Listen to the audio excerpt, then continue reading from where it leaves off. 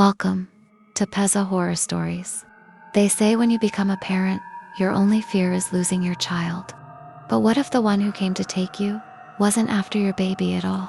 What if it only wanted you? Tonight, I'll share a chilling account from Ohio, 2018, a story of love, loss, and the figure they called the man in white. Before we begin, don't forget to subscribe because the shadows are listening. My husband and I had only been married a year when we found the little rental house.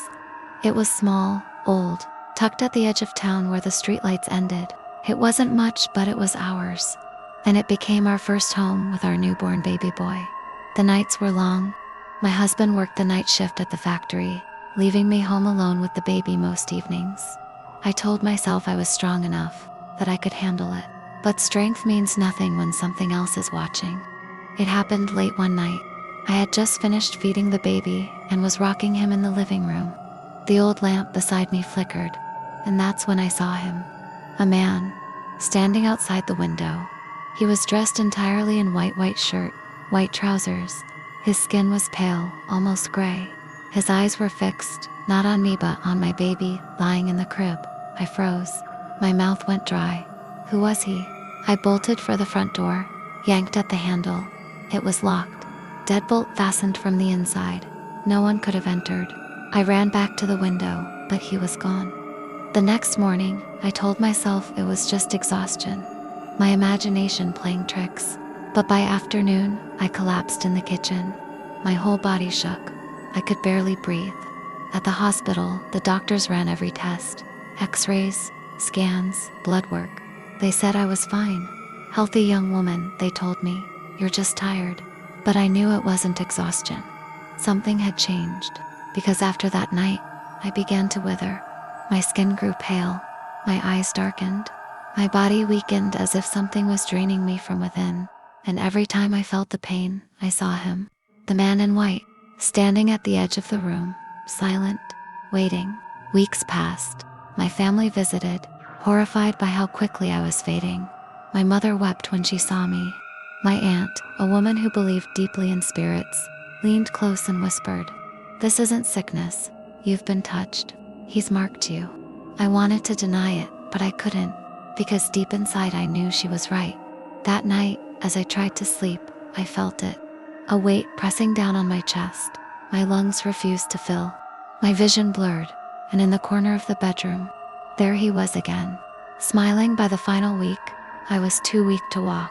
My husband carried me to bed, his eyes red from crying. I grabbed his hand and whispered, "He's coming for me. Please, take care of our baby." He begged me to explain who's coming. I barely had the strength to answer. My lips trembled as I whispered, "The man in white," and then I told him the truth. That first night when I saw him through the glass, I had whispered, "Go away," and from that moment, he never left me. That night, the pain became unbearable. My chest convulsed, my skin burned cold. My husband clutched me, begging me to hold on.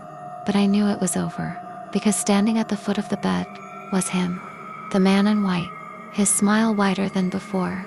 And as the baby cried in the crib, I felt my body giving up. My last words were barely a breath. "Please, take care of my baby." And then everything went dark. The doctors found no cause of death. My heart had simply stopped. But my family knew. They believed I had been cursed by the spirit I insulted that first night. And the man in white had come to collect me. But he never touched my baby. My husband moved away with our son, leaving that house behind. But sometimes, he still sees him. A figure in white, standing across the street, watching silently. And sometimes, my child wakes in the middle of the night and whispers, "Daddy." The man in white was at the window again. The curse wasn't broken. It was only waiting. That was the man in white. Some spirits don't haunt houses, they haunt people. So if you ever see a pale figure standing outside your window, dressed all in white, don't speak. Don't look too long, because once he knows you've seen him, he may already be coming. Thank you for listening to Peza Horror Stories. If you want more chilling tales like this, don't forget to subscribe because the darkness has many faces, and some of them are watching you right now.